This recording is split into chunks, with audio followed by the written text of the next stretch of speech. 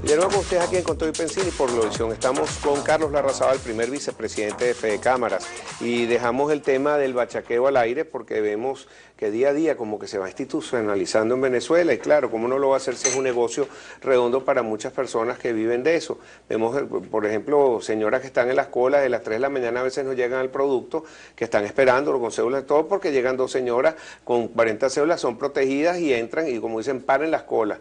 ¿Y cómo no van a parir esas colas si compras un producto a 10 y lo vendes después a un precio muchísimo más alto? Imagínate cómo no va a irse incorporando eso en la economía y en la sociedad venezolana. ¿Qué se puede hacer? ¿Es la guerra económica? ¿Son los empresarios también cómplices de esto?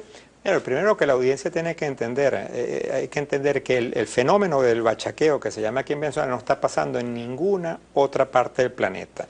En países que también son productores de materias primas, países petroleros, donde se le han caído los precios del petróleo, Ecuador, el mismo Bolivia con los precios del gas, o los países del Medio Oriente, uno no ve este fenómeno. Este fenómeno es la consecuencia de la caída dramática de la producción nacional, como decíamos anteriormente. La única forma de solventar el problema de la reventa irregular de productos por los canales informales, que se le da el nombre de bachaqueo, es por el aumento de la oferta, por la reactivación de la economía privada.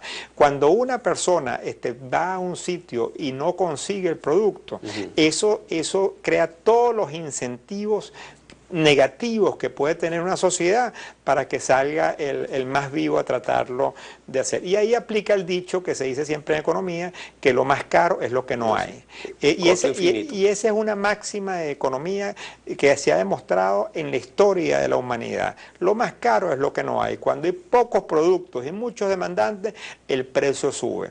Por eso tenemos que aumentar la producción, y esa es la única solución. La solución no es controlar los canales comerciales. La solución no es entregar casa por casa. La solución es modificar el modelo, incentivar la producción, poner a trabajar todas esas fábricas que están expropiadas, paralizadas, poner a trabajar las industrias que están ahorita trabajando apenas al 43% de su capacidad instalada promedio, donde tenemos más de 5.000 empresas que estaban operativas hace apenas 10 años y hoy están paralizadas, y que deberían tener una capacidad y una política de incentivo, y tener confianza para que un país con todas las potencialidades que tiene Venezuela pueda venir la inversión nacional y extranjera a retomar la senda de crecimiento que todos merecemos. La palabra es confianza, que tenemos que recuperarla en el país, pero también nosotros vemos las proyecciones del Fondo Monetario Internacional. Tú mismo lo dijiste, el Banco Central no produce, ni tiene ahora la obligación, que antes era hasta constitucional, no tiene la obligación de producir cifras, o sea que estamos ciegos,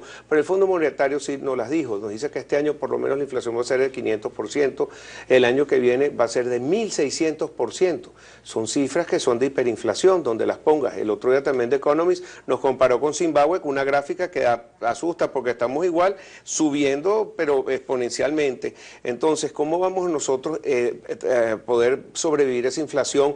¿Qué pasa con los empresarios que tienen que vender su precio, sus productos a un precio regulado, un 30%, y que no pueden subir al nivel de la inflación o a la velocidad de la inflación? ¿Qué va a pasar en Venezuela? Bueno, está sucediendo ahorita lo que hemos advertido durante muchísimos años. Cuando tú controlas de una forma desmedida un proceso inflacionario, tú no puedes fabricar a pérdida. Este canal, cualquier actividad económica, no puede fabricar a pérdida. Tú tienes que tener un flujo de caja positivo que te permita pagar tus gastos, pagar la nómina, reinvertir, mejorar la calidad del producto y crear más riqueza, pagar tus impuestos y crear más riqueza. Cuando ese fenómeno no se da por los controles excesivos, al final del día esa producción se paraliza.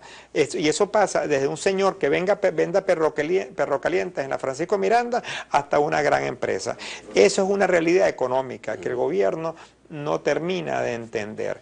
Por eso los controles son perniciosos y tienen que ser corregidos de una forma seria, responsable, para que podamos aumentar la producción. Sí, ahora la pregunta es, ¿hay hiperinflación en Venezuela? Esta mañana yo conversaba con Asdrúbal Olivero y él dice que los cálculos de su empresa es que la inflación formal con productos subsidiados es de un 200%, pero la inflación subyacente, que no tiene productos subsidiados, sino los que se consideran mercado, precio de mercado, y otros que ni siquiera se consiguen, estaría por encima de 500% y calcula que para el año que viene también va a estar por encima de 1000%. ¿Cuáles son las cifras que maneja Fedecámara? Estamos en hiperinflación. Bueno, ya los analistas nos van indicando que estamos en cifras de inflación mensual entre 15 y 18%. O sea que son cifras que te pueden montar al final de año, como estás tú indicando, sobre 500%. Cifras dramáticas. O sea, hay que recordar que países latinoamericanos pasaron por eso. Brasil, Ecuador, Brasil, con inflaciones Corralito, de 7000%. Todos esos fenómenos que está y todas esas medidas que está tomando el gobierno para tratar de controlar la inflación fracasaron en esos países. Y esos países solventaron el problema de la inflación cuando tomaron medidas macroeconómicas serias, responsables, de control de las variables del gasto público, de control de las variables monetarias y cambiarias, de la autonomía del Banco Central.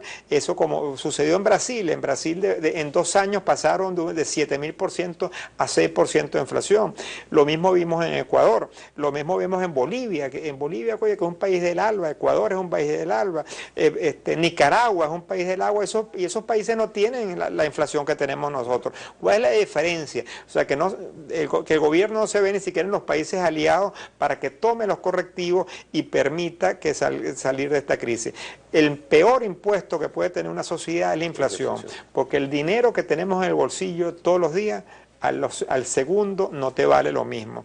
Y ese dinero se lo está llevando la inflación, y el fisco al final se ve beneficiado porque es el que está recibiendo unos impuestos inflados, porque cada vez que tú vas y compras un producto y pagas el IVA, y tú le estás pagando más, y el gobierno se está llevando el 12% de IVA sobre un precio más alto. O sea, por eso el CENIA bate récord de recaudación todos los días, porque el CENIA se está llevando en impuestos buena parte de esa inflación. Carlos, también nosotros vemos que los procesos hiperinflacionarios de alta inflación, como lo quieran definir, si es académico o no, llevan intrínseco un proceso de dolarización. Aquí en Venezuela lo tenemos como, no es que sea de curso legal, pero si yo te voy a vender este celular, te digo el valor en dólares, pues no sé cuánto va a estar el bolívar mañana, si te voy a vender esta tablet, cualquier cosa, también los productos, uno más o menos calcula esto en tanto en dólares, restaurantes, para tener un patrón, porque si no es una locura. Pero también salió el convenio cambiario número 36, donde están permitiendo por lo menos al sector turismo, para aquellos turistas que vengan a Venezuela, a todo lo que son personas que trabajan en el sector turismo, cobrar en dólares, esos extranjeros en tarjetas de crédito, lo que son los duty free shops o de impuesto libre, que puedan cobrar en dólares. ¿Se está dolarizando indirectamente, formal o informalmente, la economía en Venezuela? Y eso está sucediendo de una forma progresiva y es preocupante, porque una economía no se puede dolarizar sin que tú tengas las variables macroeconómicas, y volvemos al comentario anterior, en orden. Los países que han dolarizado su economía, ¿qué han hecho? Han puesto la economía en orden, y después el mismo país dice, oye, yo no quiero correr el riesgo de que me vuelva a volver loco, a imprimir dinero de una forma desaforada, a crear inflación por la vía monetaria, y entonces yo me quito esas atribuciones que tengo desde el punto de vista monetario y pongo el patrón del dólar como referencia. Ese, como podemos ver, como el caso de Ecuador. Pero eso es una consecuencia después, una medida posterior a que tú corriges. Aquí estamos en un proceso de dolarización. Tú vas a comprar un pasaje aéreo, te lo venden en dólares, tú ves inmuebles, están en dólares, equipos electrónicos están en dólares, porque no hay otra vía de traerlo, sino a una tasa cambiaria que ni siquiera se puede nombrar legalmente. Sí, es así. Carlos, vamos a ir a una pausa. Al regreso quería hablar contigo también sobre un tema con el que abriste, que es sobre la situación de la industria petrolera en Venezuela.